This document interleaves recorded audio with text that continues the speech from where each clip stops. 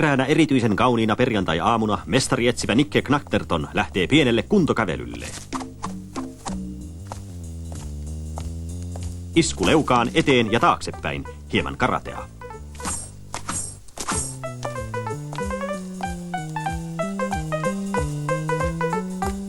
Ja irrotteluna hyppy käsiseisontaan. Silloin Nikke huomaa jotakin. Johtopäätös. Tuossa makaa valokuvamalli Molly Moll. Knattertonilla on ilmiömäinen hahmomuisti. Hän tuntee Mollin heti, vaikka oli nähnyt tämän kääntöpuolen vain kerran, monta kuukautta sitten selatessaan miesten lehteä parturissa. Niken aivosolut alkavat heti toimia. Tukassa on hiven vihreätä väriä ja takaraivossa on kuhmu. Johtopäätös. Isku on tullut sivulta päin 90 asteen kulmassa 35 kilometrin tuntinopeudella liikkuvasta autosta ja lyöntiase on vihreäksi maalattu saksalainen tammenrunko. Knattertonin yliterävä katse havaitsee sellaistakin, mitä maallikon silmä ei huomaa. Onpas sormenjälkikokoelma, kassakaappi, teon peukalo ja etusormi. Samoin jalokivijupen ja kissamaksin koko käsi. Tutkittuaan sormenjäljet Nikke ryhtyy elvyttämään Mollia.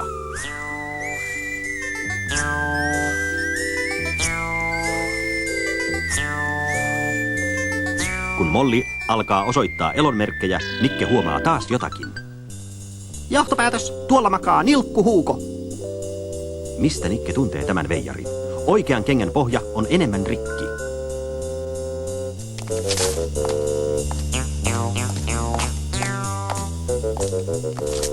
Johtopäätös. Väristä ja lämpötilasta päätellen kuhmu on syntynyt 22 minuuttia sitten. Huuko iskettiin tainoksiin tasan kello 11. Knatterton heittää 100-kiloisen miehen olalleen kevyesti kuin tyhjän säkin, mutta silloin nilkkuhuuko herää ja tarttuu Knattertonin nilkkoihin. Koukku leukaan lähettää Niken Untenmaille.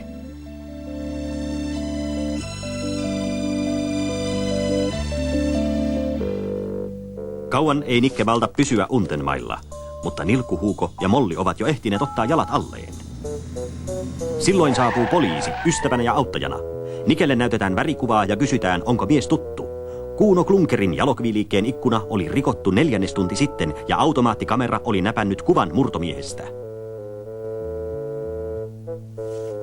Kuva esittää aivan selvästi nilkkuhuukoa. Johtopäätös. Nilkkuhuuko ei ole syyllinen. Monet varmaan väittävät, että nilkkuhuukon oli pakko olla syyllinen, mutta Nikke näki, että huukon pään takaa pistivät esiin harmaan huopahatun reunat. Ja vyötäisillä on 2 kankaan palaa, jotka eivät kuulu huukon takkiin.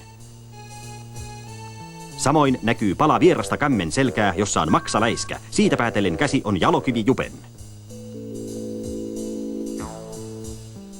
Johtopäätös. Jalokivijuppe löysi nilkkuhuukon kello 11.02 kadulta tajuttomaksi iskettynä. Hän retuutti huukon jalokiviliikkeeseen, pani hänelle aurinkolasit päähän ja piti häntä edessään hävätäkseen kameraa.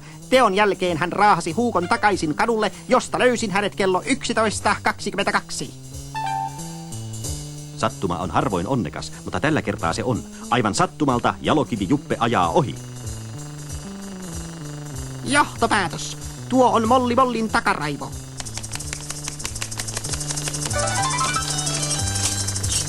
Napakalla sotilaallisella kantapäät yhteen lyönnillä Nikke vapauttaa kengänkorkoihin kätketyt pienoislaskeutumistelineet.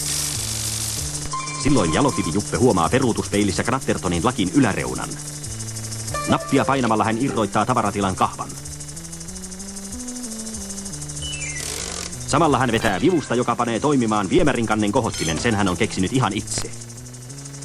Jokainen muu luopuisi jo takaa-ajosta, mutta Nikkepä ei. Hän putoaa kaupungin viemärintarkastajien virka-ajoneuvoon. Varmalla vaistolla hän ohjaa kohti alibibaaria, joka on alamaailman kohtauspaikka ja Jupen kantapaikka.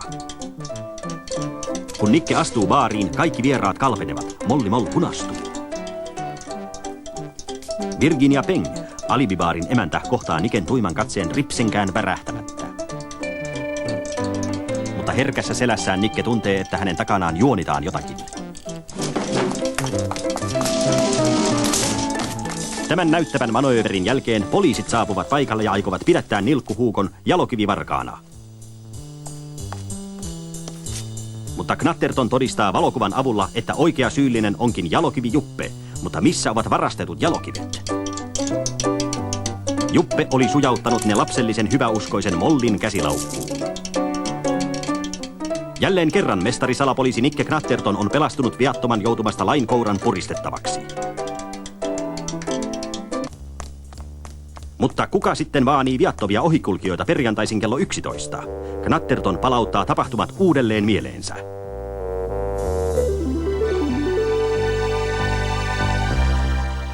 Tässä makasi Molli Moll. Taju on mennyt ja kuhmu tullut. Tässä Tuti luulasi Nilkku Huuko, ja näissä paikoissa oli kolkattu muitakin kulkijoita. Kello lähestyy 11. Nikke pitää päätänsä pystyssä ja toivoo, että joku iskisi. Hänen ei tarvitse pelätä, sillä hänellä on päässään valettakaraivo. Tässä näette kaavakuvana tämän iskun ja luodin kestävän päänsuojuksen. Katkoviiva osoittaa Niken oman päänmuodon. Siitä lakin takareunaan asti on vaahtomuovia ja kerros saksalaista jaloterästä.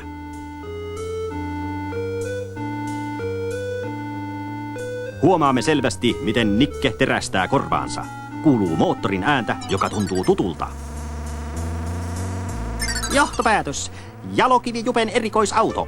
Mutta Nikke ei tiedä, että autoa ohjaa Virginia Peng, alibibaarin emäntä. Nainen painaa kojelaudassa olevaa nappia, joka laukaisee sisään rakennetun jalat alta tangon. Knatterton odottaa iskua valettakaraivoonsa, mutta toisin käy.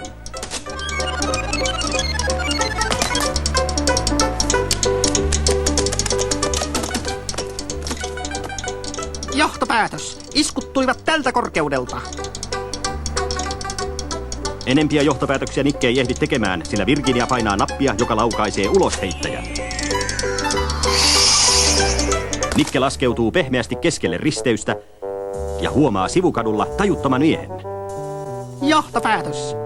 Entisen esimieheni eversti EVP Kuno von Knallin takaraivo. Herra eversti, näittekö mitään iskun jälkeen? Kyllä näin. 4-metrisen alastoman naisen. Johtopäätös. Aivovamma iskun jälkiseurauksena. Mitä Nikke nyt näkee? Saman, minkä eversti Kuno von Knall juuri väitti nähneensä.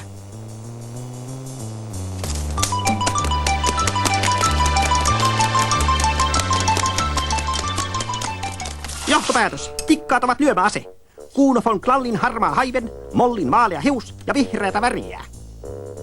Tämä pultti piti tikkaiden yläpäätä kiinni kattotelineessä. Yksi pultti oli katkennut takaa oikealta. Kun tikasauto kääntyy vasemmalle, keskipakoisvoima sinkoaa tikkaat ulos. Törmätessään esteeseen tikkaat palautuvat entiseen asentoonsa.